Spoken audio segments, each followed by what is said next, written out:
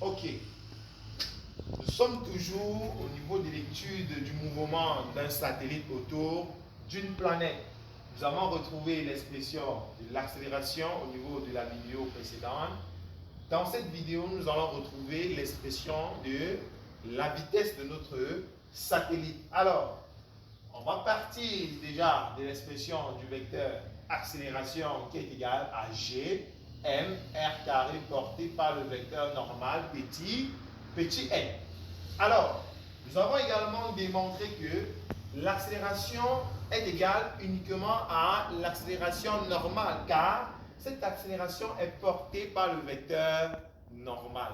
Ça veut dire, on peut donc dire finalement que l'accélération A est égale à l'accélération normale. Nous aurons donc l'accélération normale qui doit être égale à G M sur R carré porté par le vecteur petit n.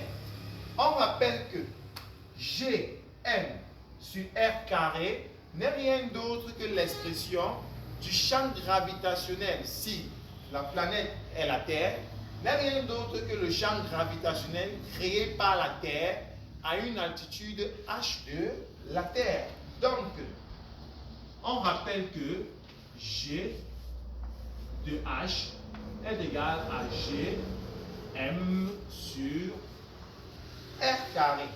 Alors, si nous avons donc G de H qui est égal à G M R carré, cela veut tout simplement dire que l'accélération normale AN va être égale à GH porté par le vecteur normal petit n. Maintenant, GH, AN sont dirigés suivant le centre de la planète. Alors, on peut tout simplement ici enlever les vecteurs et écrire par la suite que l'accélération normale est égale au champ gravitationnel GH. On continue. C'est quoi l'accélération normale? Quelle est son expression? L'accélération normale est égale au carré de la vitesse sur le rayon de notre trajectoire. Alors, notre trajectoire ici a pour rayon petit r. On a rappelé tout à l'heure que petit r est égal à la somme du rayon de la Terre plus la hauteur qui sépare la surface de la Terre au centre du satellite. Donc, nous aurons dans l'accélération normale qui va être égale à v carré sur petit r et GH. On connaît l'expression de GH en fonction de G0 qui est le champ gravitationnel créé à la surface de la Terre, en fonction de G0, R et H. Alors, nous aurons donc finalement ici GH égale à G0 RT au carré sur RT plus H au carré. Mais nous avons dit tout à l'heure que RT plus H est égal à petit r.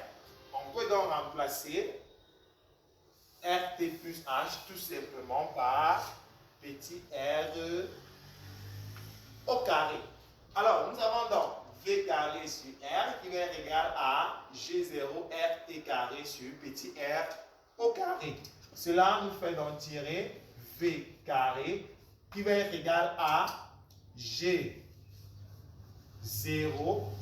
le petit r qui est là, il vient multiplier RT carré ici, RT carré fois petit r, le tout, petit r, le tout sur R carré, qui va être égal V carré à G0 sur RT carré sur petit r. Un R se simplifie avec un R ici au niveau du carré. On obtient donc V carré égale à G0 RT carré sur petit r.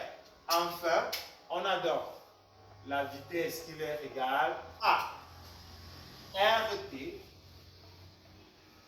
racine de G0 sur petit r. Voilà donc l'expression de notre vecteur